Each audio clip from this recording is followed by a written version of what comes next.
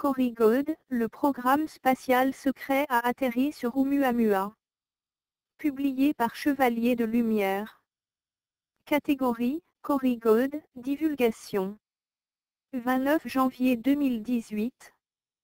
Corrigold, le programme spatial secret a atterri sur Oumuamua, l'astéroïde mystérieux en forme de cigare, que la NASA a annoncé avoir découvert en décembre, et y est entré. L'astéroïde, Oumuamua, vient bien d'un autre système solaire. On vous présente à présent Oumuamua. Il a la forme d'un cigare, il fait 400 mètres de long, 40 de large, une forme inhabituelle pour un astéroïde et pour cause, il provient d'un autre système solaire. C'est un visiteur détecté en octobre dernier, il voyage tout seul dans la Voie lactée, on l'a entreaperçu. Donc depuis des centaines de millions d'années comme ça, il se promène et vient de très très loin. Oui, et il disparaîtra, on perdra son signal en janvier 2019. Peut-être finira-t-il par nous manquer. Corrigold, ancienne race des bâtisseurs. Récupération de l'héritage d'un milliard d'années de l'humanité. Par David Wilcock le 11 janvier 2018. Le programme spatial secret a atterri sur Oumuamua, l'astéroïde mystérieux en forme de cigare, que la NASA a annoncé avoir découvert en décembre 2017, et y est entré. Ceux qui l'ont découvert, c'est une merveille technologique qu'il estime vieille de plus d'1 milliard d'années, venant de ce que les initiés appellent de l'ancienne race des bâtisseurs. L'ancienne race des bâtisseurs a apparemment laissé des dômes cristallins, des pyramides, des obélisques, et des villes souterraines dans tout notre système solaire, ainsi que dans de nombreux systèmes voisins. Cela a été décrit dans les mystères de l'Ascension, ainsi que dans les images fascinantes de la NASA de certaines de ses ruines sur la Lune, les astéroïdes, et ailleurs. Cet étonnant retour au bercail n'est qu'un des événements qui se sont produits dans le monde du programme spatial secret en décembre 2017. Corrigold a été amené à 2 occasions majeures lors de sa plus remarquable série de visites et d'expériences depuis au moins l'hiver 2016, sinon le tout début. Ces expériences impliquent tous les personnages que nous avons rencontrés tout au long de cette saga. Plusieurs des scénarios ont été résolus de façon remarquable. L'ultime point à retenir est que nous avons pris un virage décisif dans cette guerre contre les forces obscures sur Terre, dans notre système solaire, et au-delà. Selon mon estimation personnelle, c'est aussi la meilleure et la plus intéressante mise à jour que Corey ait jamais écrite. Je suis heureux et honoré d'aider à sa publication. Un certain survol de la situation est nécessaire.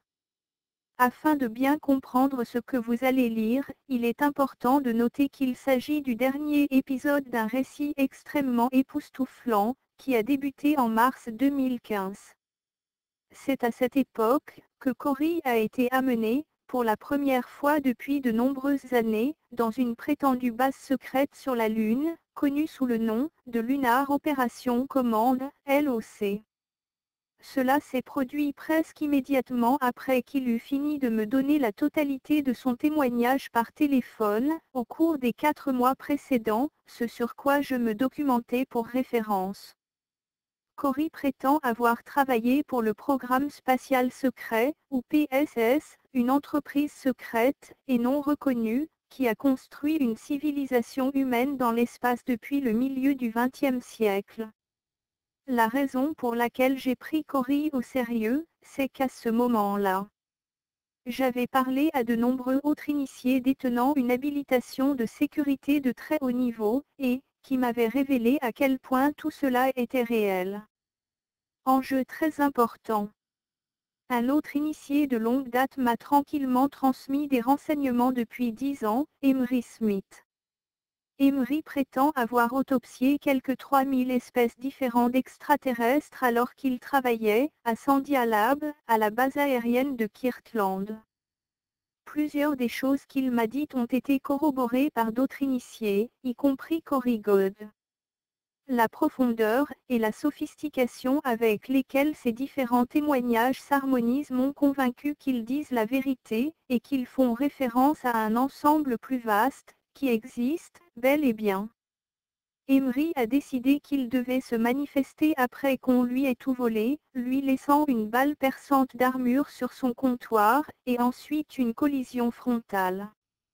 Nous avons officiellement annoncé son premier épisode à Cosmic Disclosure au monde le jour de Noël, après un lancement en douceur de l'épisode au cours de la semaine précédente. Le lendemain, 3 véhicules 4x4 noirs ont enlevé son chien. En quelques heures, il est devenu si malade qu'il a dû se rendre aux urgences. Alors que nous lançons cet article, il reçoit encore des soins hospitaliers pour cette maladie grave. Ces événements semblaient seulement confirmer que quelqu'un, à savoir l'état profond, ne voulait pas du tout qu'il présente cette étonnante information. Cory a attrapé la même grippe. Malheureusement, une chose très similaire vient d'arriver à Cory God. Il était censé être à l'antenne, avec Jimmy Church hier soir, dans le cadre de la sortie prévue, à l'origine pour cet article.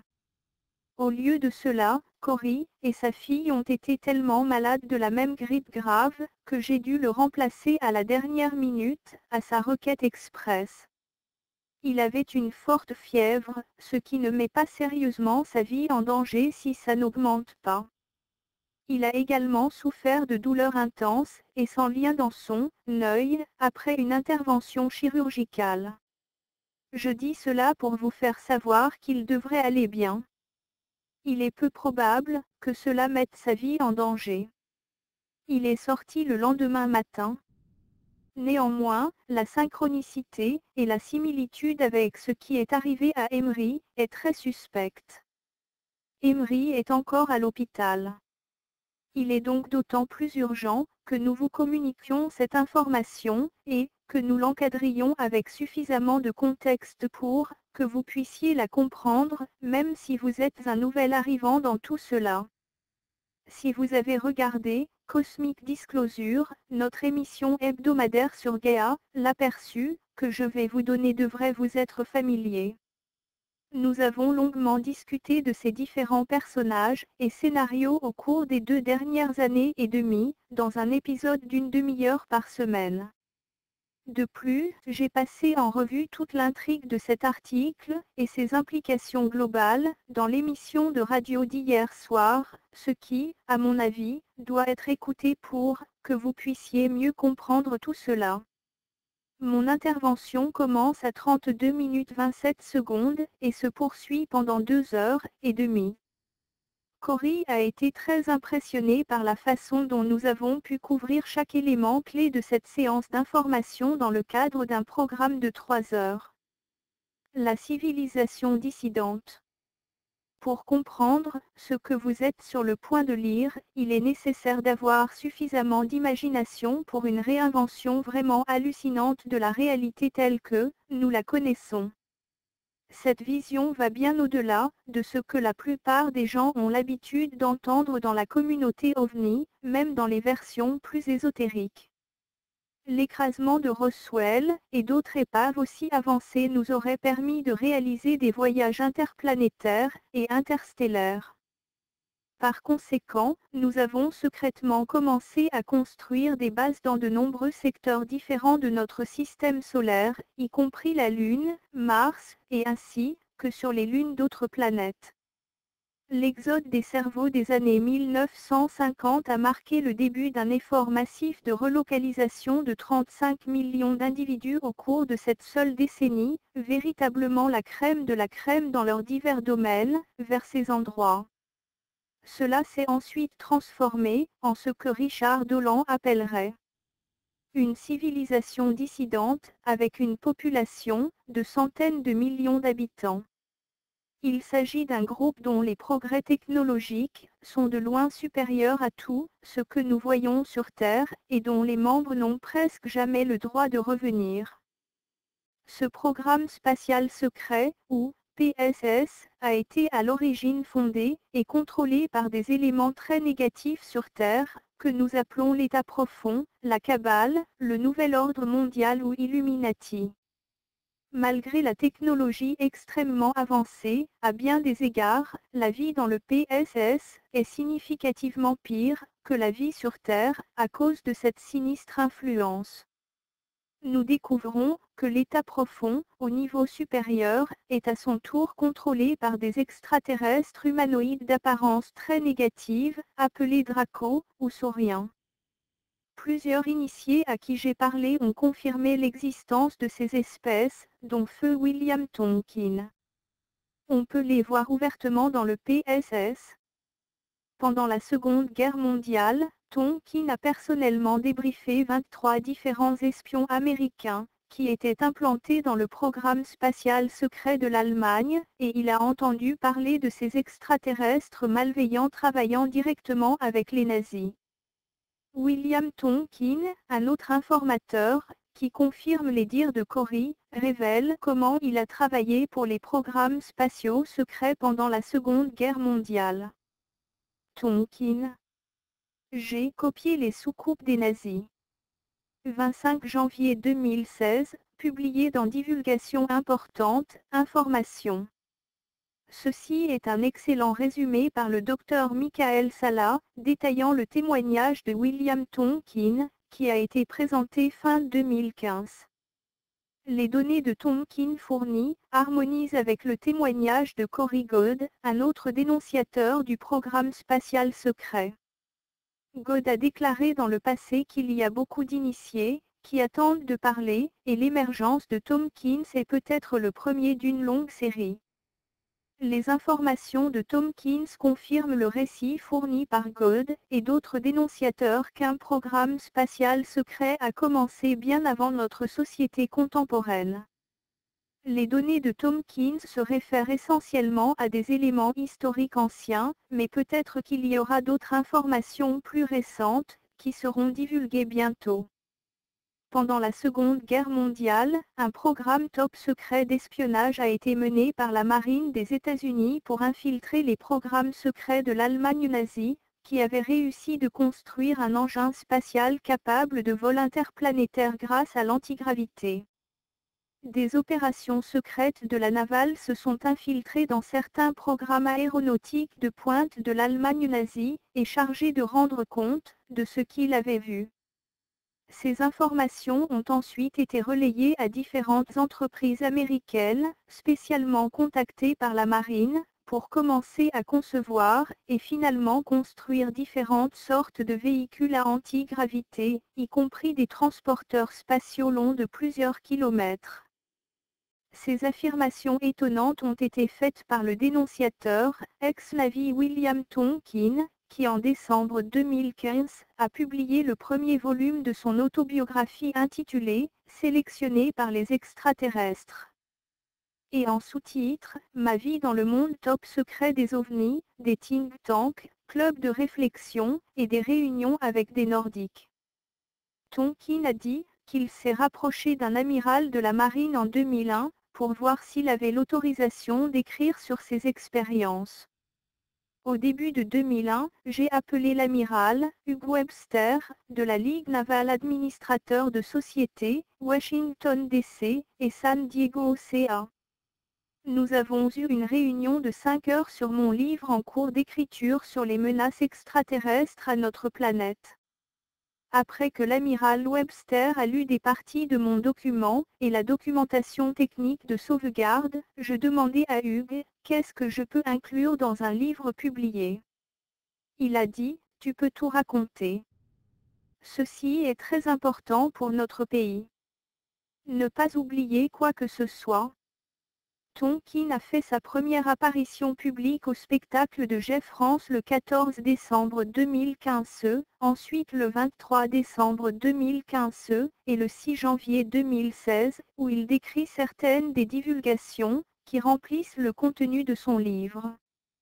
Tonkin a détaillé la manière dont il a été recruté dans le programme secret de la marine d'espionnage pendant la Seconde Guerre mondiale pour étudier et décortiquer l'engin spatial à antigravité conçu par les nazis. L'histoire de Tonkin commence en 1932, quand il avait seulement 9 ans.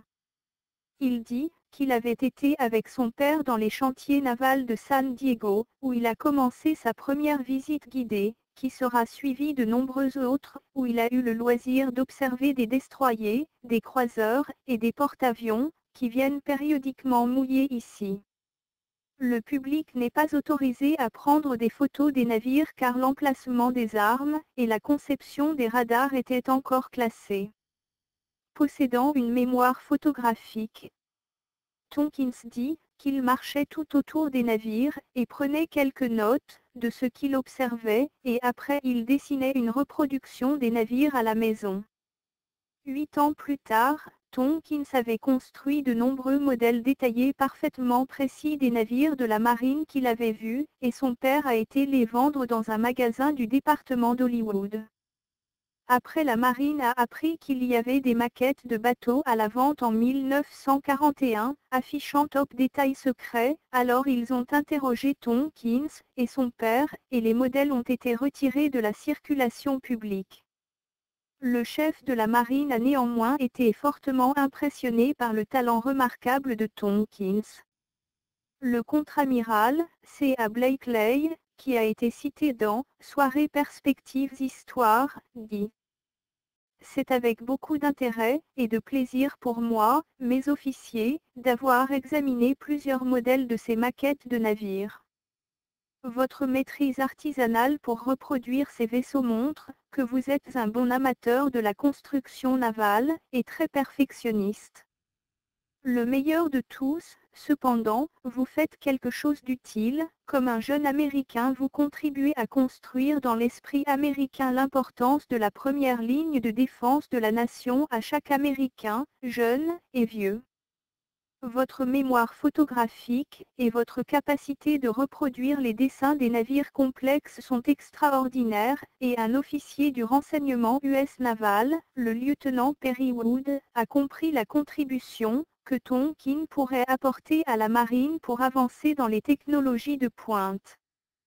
Au début de 1942, l'officier de renseignement de la marine, le lieutenant Perry Wood, a compris l'utilité des capacités techniques et de la recherche historique nécessaires pour créer les modèles de navires, et a proposé un ensemble de missions pour lui, qui a abouti à l'intronisation de Bill dans la marine. Après avoir terminé le camp d'entraînement à San Diego, il a été affecté une position dans l'intelligence navale sur des projets de technologie de pointe. Les capacités exceptionnelles de Tompkins ont attiré l'attention de la haute direction de la marine.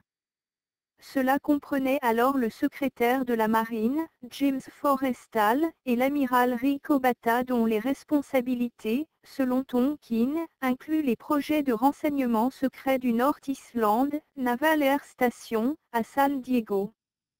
L'amiral Obata l'a placé dans son état-major personnel pour 4 ans, 1942-46, et rapidement l'a élevé à une position de leadership dans un programme des services secrets. Tompkins, bien que seulement un marin de 3e classe, a remplacé un commandant à l'île du Nord Naval Air Station à San Diego. Tompkins a dit que son énoncé de mission, qui a été signé personnellement par le secrétaire Forrestal, pour compiler et maintenir une enquête continue des activités des laboratoires expérimentaux de recherche, d'autres agences gouvernementales, les institutions scientifiques, les fabricants de matériel éducatif, et les ingénieurs de recherche. Peut entreprendre de sa propre initiative, ou à la demande de tout bureau, ou bureau de l'air des forces navales, les études des instruments, et des techniques spécifiques pour le but d'écrivant des projets de recherche. Dans son entretien du 14 décembre sur Rance, Tompkins affirme qu'il a assisté à des réunions suivies par l'amiral Obata, un ou deux capitaines, et les agents de la marine, qui faisaient des rapports sur ce qu'il avait observé dans l'Allemagne nazie. Tompkins a ensuite dit à cet écrivain le 16 janvier qu'il y avait 28 agents de la marine avec le grade de lieutenant utilisés dans le programme secret. Ils avaient tous une ascendance allemande, ce qui leur a permis d'infiltrer facilement l'Allemagne nazie.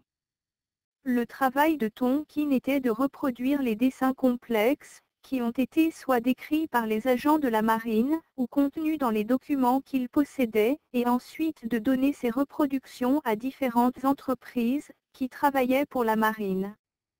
Les entrepreneurs devaient concevoir, reproduire, et tester les différentes parties de l'engin spatial anti-gravité, qui était à diverses étapes de la production dans les installations de l'Allemagne nazie en Europe, en Amérique du Sud et en Antarctique. Ce que les agents de la marine ont fait état en outre est stupéfiant. Tonkin affirme que des agents ont révélé dans les meilleurs débriefings secrets qu'avant et pendant la Seconde Guerre mondiale, il y avait 2 programmes de soucoupes volantes en cours de développement. Le premier était un programme largement civil, qui a précédé la montée des nazis au pouvoir en 1933, tandis que le second a été dirigé par les SS nazis. Tonkin dit que le programme spatial allemand civil avait été inspiré par un groupe nordique d'extraterrestres, qui aurait communiqué par l'intermédiaire de jeunes femmes allemandes médiums, voir nos articles sur Maria Orsic et la société Vril. Le deuxième programme a été assisté par un groupe d'extraterrestres appelés les reptiliens, qui avait conclu des accords secrets avec Hitler.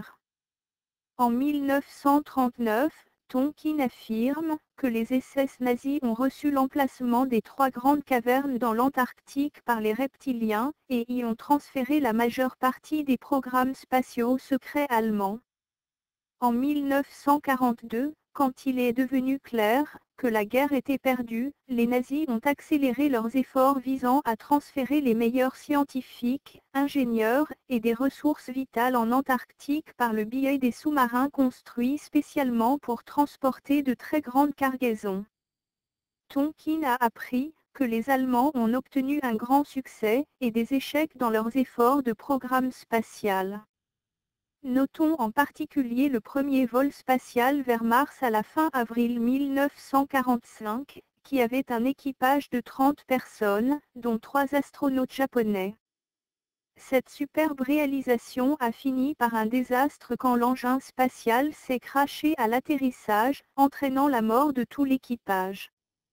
Après avoir reproduit les informations sur la conception des vaisseaux spatiaux allemands, récupérées par les réseaux d'espionnage de la marine travaillant sur les programmes spatiaux allemands, Tonkin dit que ces dessins étaient envoyés chez différents équipementiers, qui les construisaient en secret.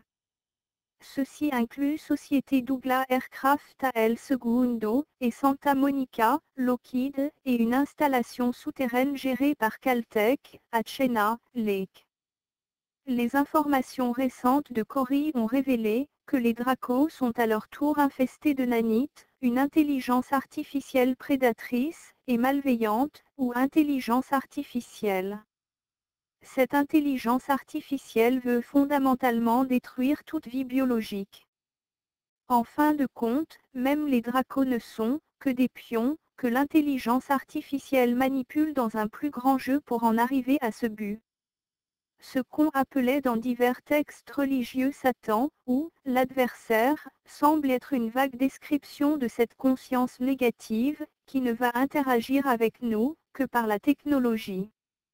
Elle sait que si elle s'incarne dans un corps, elle devient sujette au karma, et au jugement, et par conséquent, elle ne va interagir avec nous, que par des moyens non biologiques. L'intelligence artificielle a réussi à anéantir des planètes entières, des systèmes solaires, et peut-être même des galaxies, mais dans ce cas-ci, il semble que nous soyons en train de gagner la guerre. On est au fond du terrier, comme vous pouvez déjà le voir. Pourtant, ces histoires corroborent remarquablement bien à toutes celles des initiés de haut niveau. Un mot sur les extraterrestres. Maintenant qu'Emery est arrivé, je peux parler plus précisément de certaines des choses que j'ai apprises au fil des ans. Il s'avère que notre galaxie regorge littéralement de planètes semblables à la Terre et de civilisations intelligentes. La NASA a déclaré publiquement qu'il y a plus de 40 milliards de planètes semblables à la Terre dans notre seule galaxie. Ce que vous apprenez de l'intérieur, c'est que les civilisations intelligentes ont invariablement des corps humains, ou du moins, qui ont une apparence humanoïde. Emery appelle cela la formation étoile à 5 branches, la tête, 2 bras et 2 jambes. Ce n'est pas toujours le cas, mais encore une fois, c'est très courant. La biosphère complexe, que nous voyons sur Terre apparaît apparemment de la même façon sur d'autres planètes semblables à la Terre. Ce qui change, cependant, c'est l'espèce exacte sur cette planète, qui a fini par se développer vers la forme humaine. Vous pouvez donc avoir des êtres semblables à l'être humain avec des caractéristiques qui reflètent tous les types de vie que nous voyons ici sur Terre, incluant insectes, poissons, mammifères, oiseaux et reptiles. Heureusement, 95% des civilisations spatiales sont positives et bienveillantes. Les reptiliens Draco sont en fait les tyrans de notre galaxie. L'Alliance PSS et les êtres des sphères. Le témoignage de Cory au sujet de la communauté interstellaire cachée, qui nous entoure, est allé bien au-delà des indices que j'avais recueillis auprès des autres initiés. En même temps, il connaissait plusieurs douzaines de points de données spécifiques et hautement classifiés, que j'avais déjà rassemblés, et que je n'avais jamais partagés en ligne. Aucun d'entre nous n'aurait pu s'attendre à ce qui s'est passé en mars 2015, lorsque Cory a vu un appareil du PSS atterrir dans sa cour pour l'amener au col. Comme nous l'avons déjà mentionné, Cory a été amené dans une salle de conférence remplie de gens de toutes les races de la Terre, portant les combinaisons d'une seule pièce habituelle du programme spatial. C'étaient des membres clés d'une alliance, qui s'était formée au sein du PSS, cherchant à briser le mur du secret, et à rendre disponible aux gens d'ici toutes leurs technologies, et leurs installations. Cory a été invité à se présenter sur scène devant ces personnes, par Gonzalez, membre de l'Alliance du Pas qu'il venait de rencontrer. Il n'a reçu aucune autre instruction. Tout à coup, la foule a été stupéfaite par l'apparition de 2 grands extraterrestres peu familiers derrière Cory, alors qu'il se tenait là. Cette illustration montre ce que nous avons appelé la race des avions bleus, et celle du triangle d'or. Chacun d'eux est apparu derrière Cory. La grande conférence, et la loi de l'un. À ce moment-là, Cory est devenu un intermédiaire pour que ces êtres puissent parler à la foule rassemblée. Pour quelque raison que ce soit, les êtres ne pouvaient pas communiquer directement avec l'Alliance PSS. Ils avaient besoin d'un intermédiaire pour y parvenir, et ils ont choisi Cory. Cela s'est produit immédiatement après que Cory ait passé 4 mois à me raconter tout ce qu'il savait au sujet du PSS, et qu'il venait juste de dévoiler son vrai nom. L'Alliance du PSS a réalisé qu'elle avait affaire à un nouveau groupe d'extraterrestres très important. Une des premières questions qu'ils ont posées était « Êtes-vous le rat de la loi de l'un ?» La loi de l'un est une série de 5 livres, canalisés par LL Research Company entre 1981 et 1983. Depuis que j'ai commencé à le lire en 1996, cela a constitué la base du travail de toute ma vie. J'en avais entendu parler à la fin de 1995 dans un livre du Dr Scott Mandelke, qui disait que c'était de loin le plus grand traité philosophique et spirituel qu'il n'avait jamais lu. Il avait un doctorat en psychologie occidentale orientale, et il a senti que cela captait parfaitement l'essence la plus profonde des enseignements bouddhistes et autres enseignements religieux orientaux. La loi du 1 est le résultat de 20 ans de recherche pour essayer de perfectionner la canalisation, après les travaux pionniers de W.B. Smith prouvant que cela pouvait être très précis dans certaines circonstances. Le discours était très dense, presque comme si la source avait besoin de créer un nouveau langage pour articuler certains concepts. Je restais souvent sur une page pendant 45 minutes. Le matériel était si chargé, et il y avait tellement de points sur lesquels je pouvais me connecter, que j'ai emménagé avec Carla Ruecker et Jim McCarthy de début 2003 jusqu'à la fin de 2005. j'ai été la première personne à vivre dans la chambre de Don Elkin après sa mort. Quand j'ai emménagé, tout était exactement comme avant sa mort en 1984. La chose la plus surprenante pour moi après avoir emménagé était à quel point Carla et Jim semblaient ordinaires. Une autre constatation surprenante durant cette période fut que j'avais compris beaucoup plus que Carla ce que la loi de 1 disait, même si sa voix prononçait les mots. Vous pouvez lire l'intégralité de la série Loi 2, 1 gratuitement en ligne et effectuer des recherches ciblées par mots-clés sur laophone.info. Il peut également être très utile de posséder des exemplaires des livres de poche, lesquels sont disponibles sur learsearch.org. Je considère vraiment qu'il s'agit d'un doctorat en canalisation de matériel. Don Elkin, Ph. Docteur. Physicien, a souvent eu beaucoup de difficultés à comprendre ce qui lui était dit. Quand je l'ai trouvé, j'ai vite réalisé que c'était le matériel le plus profond et le plus révolutionnaire sur lequel j'avais jamais mis la main. Mon premier livre, The Source Field Investigation, a largement validé les principes scientifiques de loi de 1.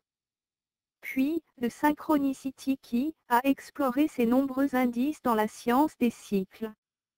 Le troisième, et plus récent livre, de Ascension Mystery, a donné des informations personnelles souvent demandées dans la première moitié, et une loi d'une validation de l'histoire cosmique de notre système solaire dans la deuxième moitié.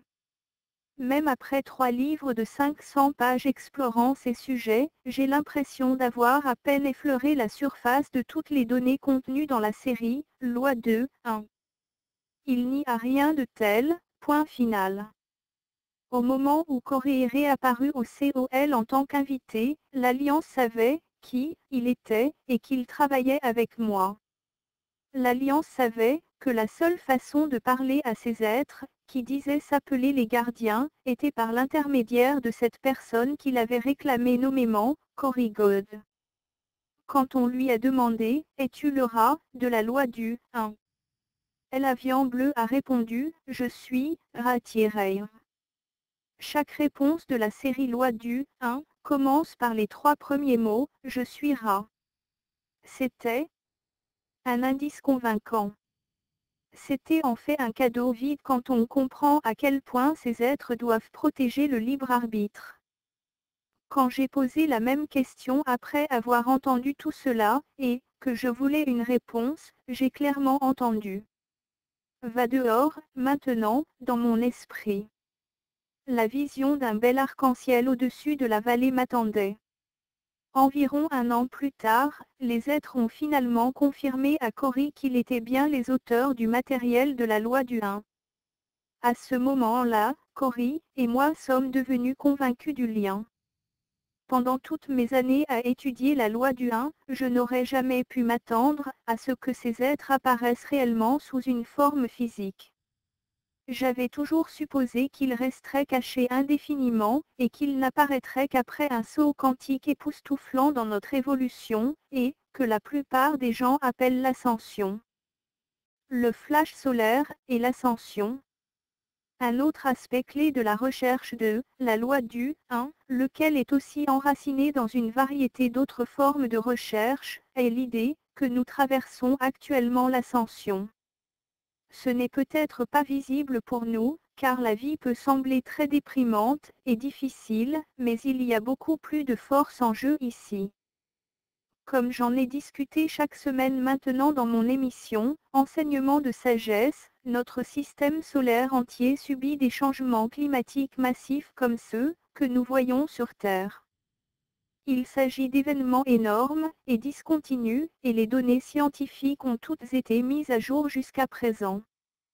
Ça devient de plus en plus intense. C'est un must. Nous y voyons le Soleil et les planètes devenir plus brillants, plus chauds, plus magnétiques, avoir plus d'ozone et de particules chargées, plus d'émissions de rayons X, et ainsi de suite. 35 traditions antiques différentes, telles que compilées par les historiens Santillana et Von de Chande, prédisaient toutes que nous entrerions dans un « âge d'or » après avoir traversé ce processus.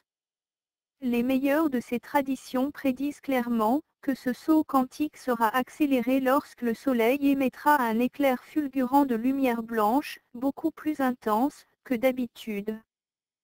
Toute la deuxième saison des enseignements de la sagesse fut entièrement consacrée aux nombreuses prophéties différentes que nous trouvons de cet événement. On la retrouve dans toutes les grandes religions ainsi que dans de nombreuses autres traditions anciennes. Les similitudes suggèrent qu'il doit y avoir eu un effort unifié et masqué pour prédire cela pour notre époque. Les gens du programme spatial secret ont identifié que ces changements sont causés par un nuage interstellaire très chaud et très magnétique dans lequel notre système solaire est en train de dériver. La NASA a annoncé officiellement l'appui de ces données avec les travaux du Dr Mera Fofé à compter de 2009, comme je l'ai mentionné dans mon émission Wisdom Talking. Le PSS est allé avec des vaisseaux de type Roswell et a étudié en détail ce nuage mousseux, ainsi que l'effet profond qu'il a sur notre système solaire. Le rechargement visible de nos planètes est une indication majeure de ce prochain éclair solaire. Tout est en train de se transformer en un grand crescendo. Par exemple, l'apparence visuelle de certaines planètes a radicalement changé au cours des dernières années. William Tonkin m'a dit que tout le monde à l'intérieur sait que cet événement est imminent, mais chaque personne peut avoir une idée complètement différente de ce que c'est et de ce que cela va faire. La perspective de la loi de l'un est tissée tout au long des 5 livres et indique très clairement qu'il s'agira d'un saut évolutif profond pour l'humanité. Seuls les êtres les plus négatifs seront affectés négativement par ce processus. Pour eux, ce sera effectivement terriblement douloureux. Tous les autres sont soit diplômés, s'ils sont prêts, ou passent en toute sécurité dans une situation cosmique de type Arche de Noé vers une nouvelle planète pour continuer en 3e densité. 4e densité. Les gens qui restent avec la Terre finissent par se passer en 4e densité. Vous aurez toujours un corps physique, d'apparence humaine, seulement au fond, il sera plus énergétique et plus puissant. C'est ce que, tant de prophéties antiques, venues du monde entier, nous disent depuis des milliers d'années, en termes moins spécifiques, que dans la loi de 1. Cette prophétie de l'ascension est aussi la pierre angulaire des principaux enseignements religieux dans le monde, ceux-ci incluant le judaïsme, le christianisme, l'islam, le bouddhisme et l'hindouisme. Le corps de 4e densité sera beaucoup plus télépathique, et il aura une conscience de l'au-delà, et de la réincarnation, et il aura le potentiel pour accomplir de grands exploits comme la télékinésie, et la lévitation. Notre conscience, quotidienne, et à l'état d'éveil comportera des éléments semblables à une expérience psychédélique, et nous devrons apprendre à nous y adapter. La loi de 1 indique très clairement que cette graduation n'est pas automatique. Vous devez la mériter en étant une bonne personne. Cela se traduit littéralement comme étant au moins à 51% concentré sur le service aux autres, ce qui signifie que vous êtes une âme aimante, miséricordieuse et compatissante. Vous pouvez être à 49% manipulateur et contrôlant, ou au service de vous-même, et quand même être diplômé. Dans votre cœur, vous devez simplement être plus aimant que contrôlant et manipulateur. S'il y a une chose que vous retirez de tout ce que vous lisez ici, j'espère que ce sera de mettre dès maintenant cette pratique de la compassion au service de votre propre vie. Sphère géante, et 2012. Mes dires ont été largement remis en cause sur Internet quand la date de fin du calendrier Maya est arrivée, et repartie sans flash solaire ni d'événements liés à l'ascension. La recherche entourant cette date était extrêmement riche, mais je savais aussi que même si nous nous en approchions, nous n'étions pas prêts à ce que cela se produise en tant que planète. l'Alliance PSS s'est montrée très intéressée à comprendre pourquoi des centaines de sphères immenses, de la taille d'une planète, avaient dérivé dans notre système solaire, et s'étaient dissimulées, plusieurs en 2012. Ra expliqua à l'Assemblée, par l'entremise de Corey, que ces sphères étaient capables d'empêcher le flash solaire de se produire, tant que nous, en tant que collectif, n'y étions pas spirituellement préparés. L'une des préparations les plus importantes que nous devons accomplir est d'obtenir au moins un certain degré de révélation cosmique sur qui nous sommes vraiment et ce qui se passe réellement. Exposer la véritable laideur de l'état profond, y compris le satanisme et la pédophilie, n'est que la première étape de ce processus. Plus important encore, nous voyons s'abattre les barrières du secret autour des ovnis et de l'existence du programme spatial secret. Les changements psychologiques impressionnants que cela va provoquer dans le grand public conduiront à des réveils spirituels généralisés, qui nous prépareront beaucoup plus directement à ce changement. En fait, la loi de 1 dit que nous finirons par déterminer quand le changement se produira selon notre niveau collectif et global d'avancement spirituel. Puisque 2012 a été un fiasco, la plupart des gens croient que toute l'histoire était fausse et avait été discréditée. Rien n'est plus faux. Les changements climatiques interplanétaires deviennent de plus en plus intenses. La révélation s'intensifie sur la Terre et en grande. Le bien est en train de progresser, et le mal devient plus mauvais. Des millions de personnes ont de plus en plus de rêves puissants, et des expériences visionnaires. Nous nous dirigeons tout droit vers l'ascension à toute vitesse. Bien que personne ne sache avec certitude quand l'éclair est prévu, le PSS a utilisé diverses méthodes pour calculer une fenêtre temporelle approximative et anticipée. Lorsque nous combinons ce que les différents êtres qui ont parlé à Corey nous ont dit, ainsi qu'à ses initiés, il semble que cela se produira d'ici 2023 ou avant. C'est peut-être plus tôt que cela, mais il est peu probable que ce soit plus tard. Encore une fois, la vraie clé réside dans notre état de préparation générale à cet égard en tant que collectivité. L'Alliance SSP était très intéressée par ce que Ra avait à dire sur cet événement et ses conséquences lors de cette réunion très intéressante de mars 2015. L'Alliance avait entendu dire que les sphères géantes serviraient de tampon à la transition pour la rendre plus douce, et qu'elle finirait par disparaître progressivement au fur et à mesure que nous nous en approchons. Et c'est ce qui est en train de se produire actuellement. Les sphères ont déjà presque disparu. Ce n'est là qu'une petite partie des derniers exposés de Corey du côté extraterrestre. L'ancienne race des bâtisseurs. Il y a beaucoup de personnages intéressants qui sont apparus dans la saga Corey God, Cosmic Disclosure.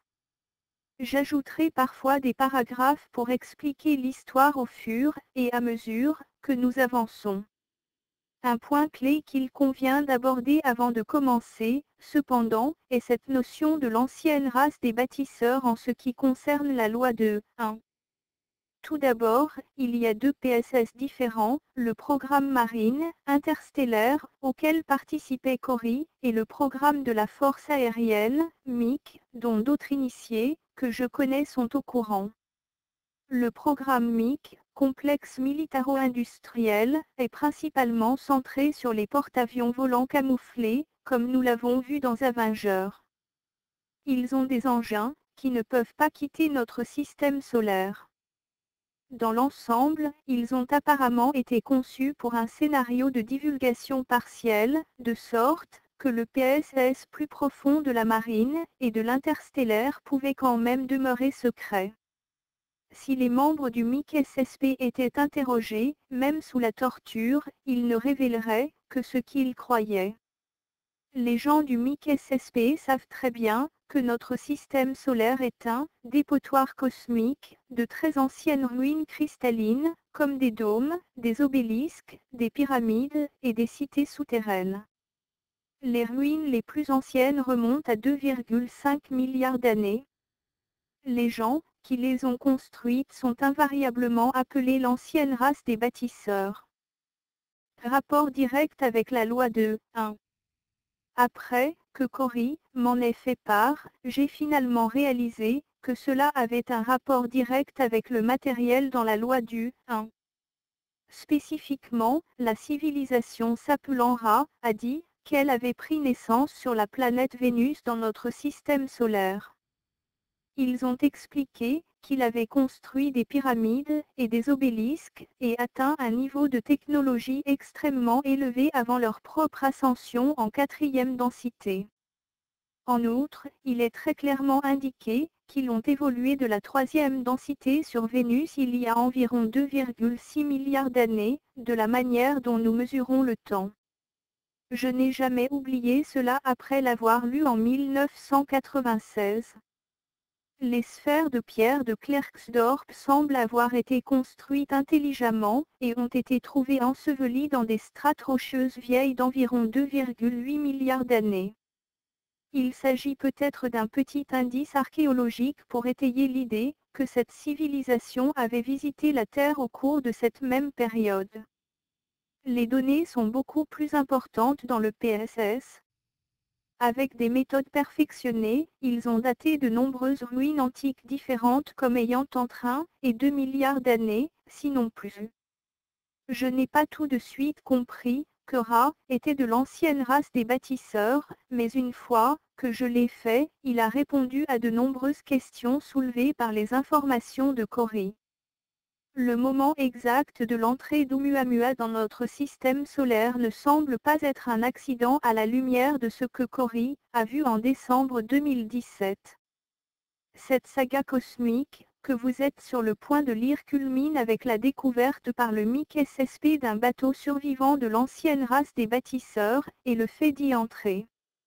Encore une fois, ce vaisseau est appelé Oumuamua par la NASA. Il pourrait bientôt devenir l'outil de divulgation le plus important que nous ayons jamais vu. Plongeons maintenant directement dans la dernière mise à jour de Cory. Comme je l'ai déjà dit, à plusieurs reprises, je vais insérer des paragraphes de rétrospective au cas où vous seriez novice dans cette histoire. Tout ce que vous êtes sur le point de lire a été écrit par Cory, et basé sur ses prétendues expériences personnelles en décembre 2017. Presque rien n'a été modifié, à l'exception de petites corrections dans la grammaire et la structure des phrases. Cory Good. Au cours des 10 dernières semaines, j'ai reçu un avertissement clair dans les communications en rêve avec Thierry. David Wilcock. Thierry est l'être clé de Ra, avec lequel Cory travaille depuis le début.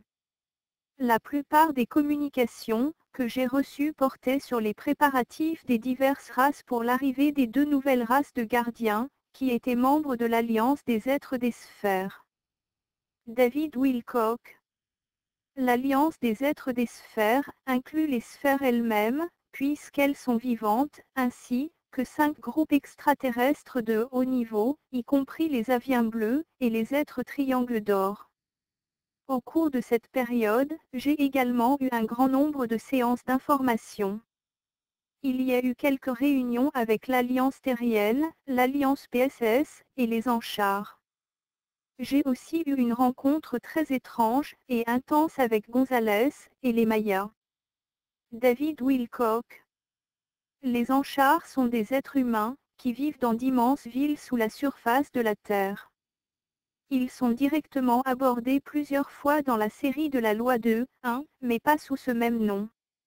Les Mayas sont un groupe d'humains de la civilisation Maya, qui ont réussi à se frayer un chemin dans l'espace grâce au contact extraterrestre qu'il avait à l'époque. Partagez cet article.